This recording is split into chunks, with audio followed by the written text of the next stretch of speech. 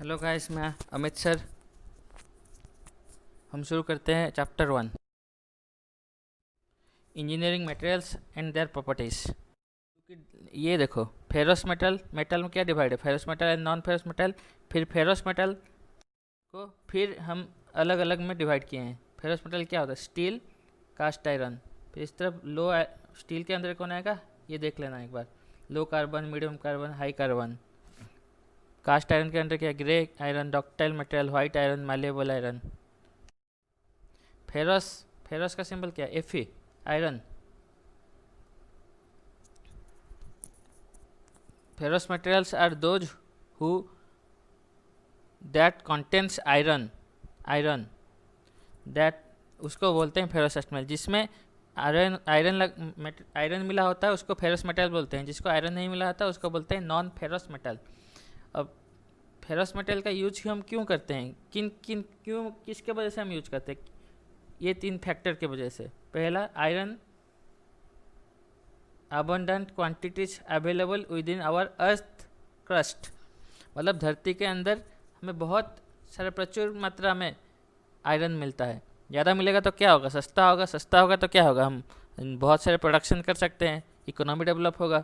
Same चीज़ second point में लिखा हो, इकोनॉमिक एक्सट्रैक्शन है, इसलिए रिफाइनिंग करना आसान है, एलोइंग बनाना उसमें आसान है, फैब्रिकेशन करना आसान है इसमें। तीसरा क्या होगा, ये वर्साटाइल है, मतलब अलग अलग टेम्परेचर पे हर कंडीशन में ये से रह जाता है। सर्दी में रहो आप, हिमालय पे रख दो, आयरन रह जाएगा। आप सहारा डेजर्ट में ले जाओ, राजस्थान में ले जाओ शहर, उसमें वहाँ पे भी रह जाएगा। मतलब हर टेम्परेचर, हर कंडीशन में ये सस्टेन कर पाएगा। वर्सेटाइल नेचर है, इसको बोलते हैं। नॉन फेरस एलॉयज, मतलब इसमें आयरन कंटेंट नहीं है। प्रॉपर्टीज ऑफ मटेरियल्स, क्या क्या प्रॉपर्टीज है हमारे सिलेबस में, फिजिकल है, केमिकल है एंड मैकेनिकल है। और भी ज़्यादा इलेक्ट्रिकल प्रॉपर्टीज होता है, थर्मल प्रॉपर्टीज होता है। मैकेनिकल प्रॉपर्टीज क्यों, मैकेनिकल का प्रॉपर्टीज क्या बोलते हैं, एक्चुअली एक मटेरियल में अगर फोर्स ऐड होता है, फोर्स कुछ एक्सटर्नल फोर्स देते हैं, तब उसमें हम बोलते हैं मैकेनिकल प्रॉपर्टीज। इसका पता करना है। विदाउट फोर्स हम मैकेनिकल प्रॉपर्टीज कैलकुलेशन नहीं कर सकते। लिखा हुआ है ना, it includes those characteristics of a material that describe it's behaviour under under action of external forces. ये देखो, under action of external forces. ये इम्पोर्टेंस क्यों है, मैकेनिकल प्रॉपर्टीज जानना हमारे लिए क्यों इम्पोर्टेंट है, क्योंकि मैकेनिकल प्रॉपर्टीज जानेंगे तभी हम ब्रिज कंस्ट्रक्शन कर पाएंगे। कितना लोड आ रहा है, पुल बना सकते हैं, कितना पुल में क्या लोड चाहिए, मैकेनिकल प्रॉपर्टीज चाहिए ना, कितना लोड ले सकता है मटेरियल, तभी जाके ब्रिज बनाएंगे, पुल बनाएंगे। और अलग अलग टेस्टिंग करने के लिए भी हमें मटेरियल प्रॉपर्टीज जानना ज़रूरी है। कौन से टेस्ट कर रहे हैं, और अगर इस मटेरियल का हम टेस्ट कर रहे हैं तो ये इस मटेरियल का हमको पता होना चाहिए कि मैकेनिकल प्रॉपर्टीज़ क्या है इस मटेरियल का, तभी आप उसको एक्सपेरिमेंट करते हैं उसके हिसाब से। अब different types of mechanical properties क्या क्या है, elasticity, plasticity, toughness, resilience, tensile strength, yield strength, impact strength, ductility, malleability, brittleness, hardness, fatigue, creep, wear resistance. Detail पढ़ते हैं आगे। देखो, elastic depend and done unloading to have है, observe energy, इसको बोलते हैं रेजिलियंस। ये term resilience. Factors affecting mechanical properties क्यों अफेक्ट करता है किसी मटेरियल का, अलग अलग कंडीशन है। 4 कंडीशन। एक पहला कंडीशन क्या होता है, कितना सोचो एक ये वाला है, इसमें कितना आयरन मिला हुआ है, इसमें कितना क्रोमियम मिला हुआ है, ये कितना कार्बन मिला हुआ है, कितना क्रोमियम, ये सोचो 10% डाला है, किसी में 20% डाला है, तो अलग अलग परसेंटेज सबका होगा, तो अलग अलग प्रॉपर्टीज़ निकलेगा। तो इसके हिसाब से भी, परसेंटेज के हिसाब से, एलिमेंट के परसेंटेज के हिसाब से भी डिपेंड करता है mechanical properties of a material. और साइज कितना है, कोई बड़ा सा है, कोई बड़ा सा है, यहाँ पे कोई छोटा सा है, तो इसके हिसाब से भी उसकी properties, mechanical properties, strength mechanical properties define करेगा। जितना बड़ा होगा मतलब वो उसका ज़्यादा स्ट्रेंथ आएगा, ये कम आएगा, थोड़ा एक प्रेशर डालोगे तो वो टूट जाएगा, ये थोड़ा और ज़्यादा लोड ले सकता है। क्रिस्टल इम्परफेक्शन, क्रिस्टल इम्परफेक्शन मतलब ये एक आपने मटेरियल बना दिया, इसमें पता नहीं कुछ बीच बीच में कास्टिंग करते वक्त क्या होगा, उसमें शायद कुछ एयर ब्लो हो या फिर कुछ कुछ होल हो, तो उसके हिसाब से क्या होगा, डिफेक्ट हो जाएगा ना। थोड़ा पोस्ट दोगे तो उसी होल से वो क्रैक करने लगेगा, तो उसी के हिसाब से उसके अगर उसमें कुछ डिफेक्ट होगा, इंटरनल डिफेक्ट होगा, तो उसकी स्ट्रेंथ कम हो जाएगी। कोल्ड वर्किंग, एक टेम्परेचर होता है, उसके टेम्परेचर से हम नीचे करेंगे तो उसको कोल्ड वर्किंग कहते हैं।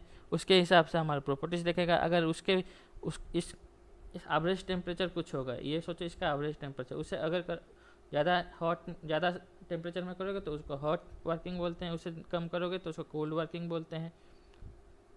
तो उसके हिसाब से कोल्ड वर्किंग, हॉट वर्किंग के हिसाब से भी आपका मैकेनिकल प्रॉपर्टीज मैटर करता है। मैन्युफैक्चरिंग डिफेक्ट होता है, अगर किसी ने एक ढंग से बनाया है नहीं, कुछ ब्लो होल्स रह गए उसमें, कुछ पहले से क्रैक हुए पहले से मैन्युफैक्चरिंग के टाइम पे, तो क्या होगा, उसकी स्ट्रेंथ कम हो जाएगी। फिजिकल प्रॉपर्टीज क्या होता है, डायमेंशन मतलब लेंथ, विड्थ, हाइट, ये सब डायमेंशन। अपीयरेंस तो पता है आपको, दिखने में कैसा है, सर्कुलर है, रेक्टेंगुलर है, क्या है वो, सीधा है, रॉड की तरह है, क्या है। कलर तो पता है, डेंसिटी ये, और पोरोसिटी। इसको मुझे कमेंट सेक्शन में रिप्लाई करो कि क्या चीज़ है, मुझे एक्सप्लेन में देखता है कौन बताता है। हाँ, और एक था, आपका रोल नंबर होगा F19 ऐसे कुछ है। अगर आपका यहाँ पे इविन आ रहा है, इविन, तो आप हैश करो, हैश दोनों तरफ हैश करके कमेंट सेक्शन में अपना अटेंडेंस दो, यूट्यूब में अपना अटेंडेंस दो। अगर आपका यहाँ पे और है तो यहाँ पे @ करो, आगे पीछे @ करके कमेंट में रिप्लाई करो। जो रिप्लाई करेगा उसका मैं अटेंडेंस काउंट करूँगा। फिर मेल्टिंग पॉइंट मतलब ये किस में पिघल रहा है, कोई किस टेम्परेचर से के नीचे आएगा तो ये पिघलना स्टार्ट हो जाएगा। स्ट्रक्चर कैसा है उसका। केमिकल प्रॉपर्टीज क्या होता है, कोरोजन रेजिस्टेंस, मतलब कोरोजन मतलब क्या होता है, इसमें जंग लग जाता है। केमिकल कंपोजिशन क्या क्या केमिकल में क्या क्या परसेंटेज है, ये बोलता है केमिकल कंपोजिशन। एसिडिटी, एसिड तो पता है, एसिड। अल्कलाइन मतलब बेस। परफॉर्मेंस रिक्वायरमेंट, एक मटेरियल आपने लेके आए कहीं से खरीद के, अगर वो ढंग से परफॉर्मेंस ना दे आपके हिसाब से, आपको जो चीज़ चाहिए वो परफॉर्मेंस आपको ना दे, तो आप क्या बोलोगे, इसकी परफॉर्मेंस अच्छा नहीं है, यही बोलोगे ना।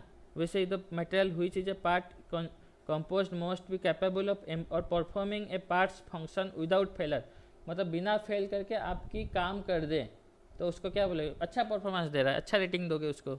ये लिखा हुआ है, performing A parts function without failure. While it is not always possible to assign quantitative values to those functional requirements, as they must be related as precisely as possible to specified values of the most closely applicable mechanical, physical, chemical and thermal properties. अगर एक material की आप देख रहे हो thermal properties चाहिए, mechanical properties चाहिए, physical भी चाहिए, तो क्या वो रिलायबल नहीं है, उसकी परफॉर्मेंस अच्छी नहीं आएगी, बिल्कुल अच्छी आएगी। उसको बोल, ये सब एटलीस्ट होना चाहिए। अच्छा केमिकल प्रॉपर्टीज होना चाहिए, अच्छा फिजिकल प्रॉपर्टीज होना चाहिए, अच्छा मैकेनिकल प्रॉपर्टीज, तब आप उसको क्या कर सकते हो, अपने हिसाब से यूज कर सकते हो, अच्छा परफॉर्मेंस, यही सब लिखा हुआ है। मटेरियल्स रिलायबल मतलब एक रेंज पे वो अच्छा काम कर रहा है। मतलब धूप, एक इंसान है, ये इंसान धूप में भी अच्छा काम कर रहा है, शाम को भी अच्छा काम कर रहा है, मतलब ये अच्छा रिलायबल है, हर वक्त काम कर सकता है। और एक इंसान है बस धूप में काम कर सकता है, रात को काम नहीं कर सकता, मतलब ये अच्छा रिलायबल नहीं है, हमारे हिसाब से रिलायबिलिटी अच्छी नहीं है इसकी। तो ये लिखा हुआ, degree of probability that A product and the material which is made will remain stable enough to function in service intended life of the product without failure। ये रात को फेल हो जाता है, ये हमेशा काम करता है, तो बिना फेल हुए काम करता है, तो मतलब इसका रिलायबिलिटी अच्छा है। यही लिखा हुआ है। सेफ्टी, तो सेफ्टी के हिसाब से देखोगे कौन सा मटेरियल अच्छा है। अगर एक मटेरियल सेफ ही नहीं है तो उसको आप कैसे यूज करोगे, यूज नहीं कर सकते। ये लिखा, अगर आप बिना सेफ्टी वाले यूज करोगे तो क्या होगा, कैटास्ट्रोफिक होगा आपके लिए, मतलब डेंजरस होगा आपके लिए। मटेरियल फेल कर जाएगा। आपको जो आप मटेरियल जो लिए हो जिस काम के लिए लिए हो वो पहले से फेल हो जाएगा बिना सेफ्टी किए, तो वो काम ही नहीं हो पाएगा आपका। सेफ्टी भी होना ज़रूरी है इसलिए।